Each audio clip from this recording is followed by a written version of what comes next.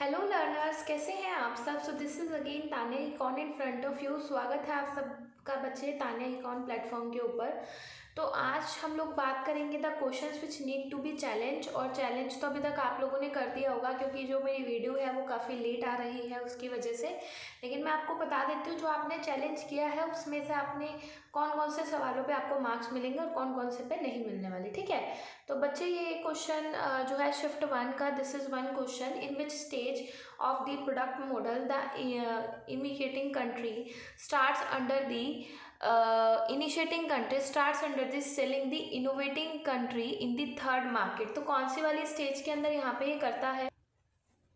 हाँ जी, तो बच्चे इसका सही जवाब दिया गया था। ऑफिशियल आंसर केस में इसका सही जवाब दिया है, इन्होंने थर्ड दे रखा था कि स्टेज थर्ड के अंदर जो है इनिशिएटिंग कंट्री जो है प्रोडक्ट को सेल करना शुरू कर देती है इनोवेटिंग मार्केट को थर्ड मार्केट में। थर्ड मार्केट का मतलब हमारा यहाँ पे क्या है, थर्ड मार्केट का मतलब हमारा इंटरनेशनल मार्केट में।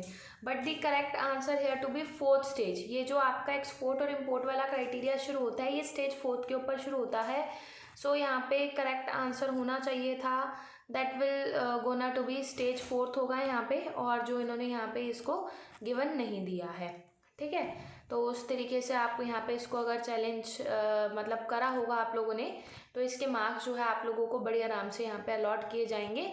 यहाँ पे आप लोगों को ये दिए जाएंगे जो मार्क्स है, ठीक है।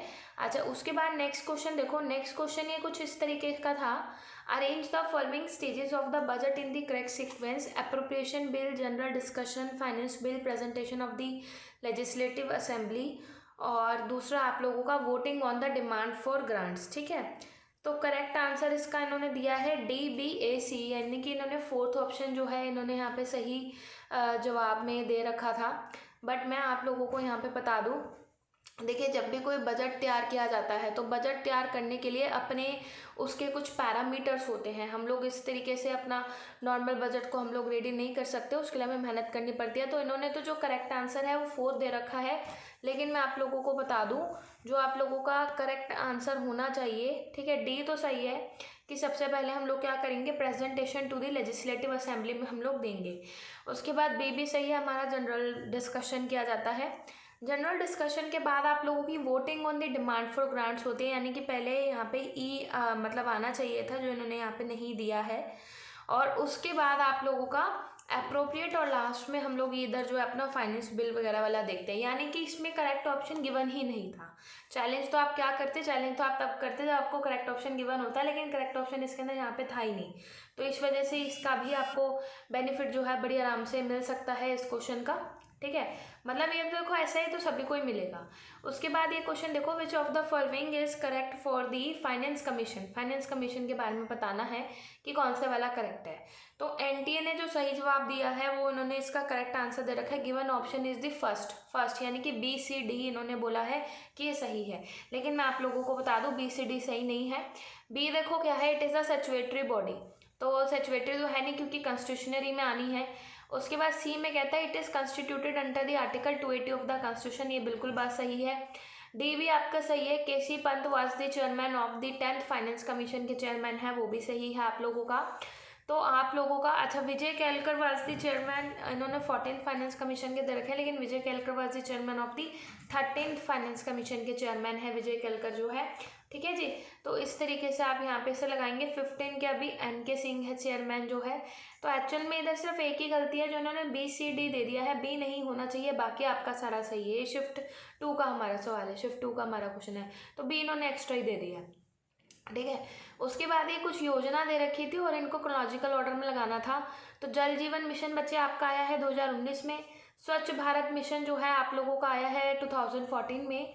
प्रधानमंत्री आवास योजना आई है 25 जून 2015 को, और प्रधानमंत्री सड़क योजना आई है, ग्रामीण सड़क योजना 2000 में आई थी। देन वी हैव द प्रधानमंत्री कौशल विकास योजना, जुलाई 2015, ठीक है। तो इसमें जो करेक्ट ऑर्डर यहाँ पे हमारा होना चाहिए था, that is gonna to be, अब देखिए सबसे पहले मतलब यहाँ पे ना डिसेंडिंग ऑर्डर में लगाना था। तो डिसेंडिंग ऑर्डर का मतलब क्या होता है, डिसेंडिंग ऑर्डर का मतलब होता है घटते हुए क्रम में यहाँ पे हम इसको लगाना चाहिए था हमें, राइट। तो इसके अंदर घटते हुए क्रम में सबसे ज़्यादा लेटेस्ट तो आपका 2019 वाला जल जीवन मिशन है, यानी कि ए जो है आप लोगों का आना चाहिए था आगे। और उसके बाद बाकी फिर सारे ऑप्शंस आते, जैसे कि आप लोगों का सी है, फिर उसके बाद आप लोगों का ई है, ठीक है। AEC B D यहाँ पे करेक्ट ऑर्डर होना चाहिए था, जो कि ऑप्शन में ही नहीं है, क्योंकि जल जीवन मिशन तो बिल्कुल लेटेस्ट है। जब आप डिसेंडिंग ऑर्डर में लगाने के लिए कह रहे हैं तो ए आपका आगे आना चाहिए, जो कि किसी ऑप्शन में है ही नहीं। तो इसका भी आपको फ़ायदा होगा, इसको भी आपके मार्क्स मिलेंगे, क्योंकि करेक्ट आंसर इसका भी ऑप्शन में गिवन नहीं था, ठीक है। अच्छा, उसके बाद और देखो, ये सारा हमारा हो गया। देन वी हैव, देखिए या मैं शिफ्ट 1 और शिफ्ट 2 के कंबाइन करके ही लाई हूँ, जो मुझे लगे देखिए क्वेश्चंस की इसमें आपको मार्क्स मिल सकते हैं, मिल जाएंगे। एक बोला था, किसी स्टूडेंट ने क्वेश्चन भेजा था, a toll tax is a tax on the citizen who use the toll roads, this policy can be viewed as the application. देखिए टोल टैक्स वाला जो क्वेश्चन है पहली बार नहीं आया, पहले भी एग्जाम में हज़ारों बार पूछ चुका है कि जब हम किसी भी अगर हाईवे को यूज़ कर रहे हैं तो आपको टोल टैक्स देना पड़ता है। क्यों देते हो? क्योंकि आपको उससे बेनिफिट मिलता है, दैट्स वाई यू पे द टैक्स फॉर दैट ना। तो आप लोगों का बेनिफिट प्रिंसिपल हो जाएगा। अब मेरे को नहीं पता, उसने बस मुझे पूछा मैम चेक करना, तो अगर इसका आंसर बेनिफिट प्रिंसिपल है तो बिल्कुल सही है, अगर बेनिफिट प्रिंसिपल नहीं है तो फिर ये आप लोगों का गलत हो सकता है, ठीक है। एक क्वेश्चन किसी और एक स्टूडेंट ने मेरे को भेजा था, शायद सोना ने भेजा था मुझे टेलीग्राम पे, अबाउट दी ऑब्जर्वेशन मेथड वाला था। तो उसमें बहुत क्लियरली दे रखा था कि भाई अगर हम लोग सैंपल्स को अगर ऑब्जर्व करें तो yes definitely that will be the observation method. अगर कुछ और आंसर उसने दे रखा है तो फिर वो आप लोगों का गलत हो जाएगा, ठीक है।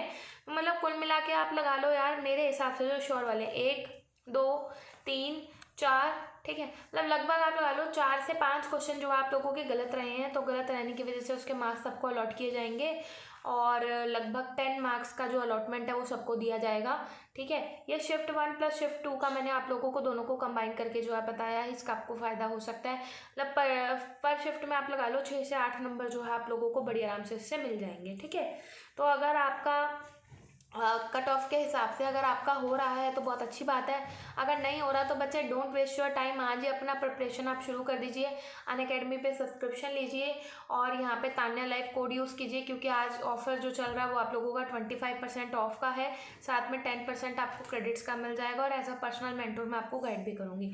फुल तैयारी करवाई जाएगी आपको, PYQs, MCQs, topic wise MCQs, mock test, full syllabus मैं आप लोगों को यहाँ पे करवाने वाली हूँ। So you don't need to take the tension of anything, ठीक है। Just have to join the Unacademy and you just have to take the subscription and rest the responsibilities are on mind, ठीक है। कहीं भी कोई आपको दिक्कत लगे, अगर आपको लगे कि आपको मेरी टीम से बात करनी है, तो you guys can WhatsApp me और कॉल मी एट दी 9818369115, और तान्या इकॉन के नाम से आप टेलीग्राम, यूट्यूब, इंस्टाग्राम हर जगह मुझे फॉलो कर लीजिएगा, और हमारी ऐप का लिंक भी आपको डिस्क्रिप्शन बॉक्स में मिल जाएगा, उसको भी आप ज्वाइन कर लीजिएगा। Thank you, bye bye and take care all of you.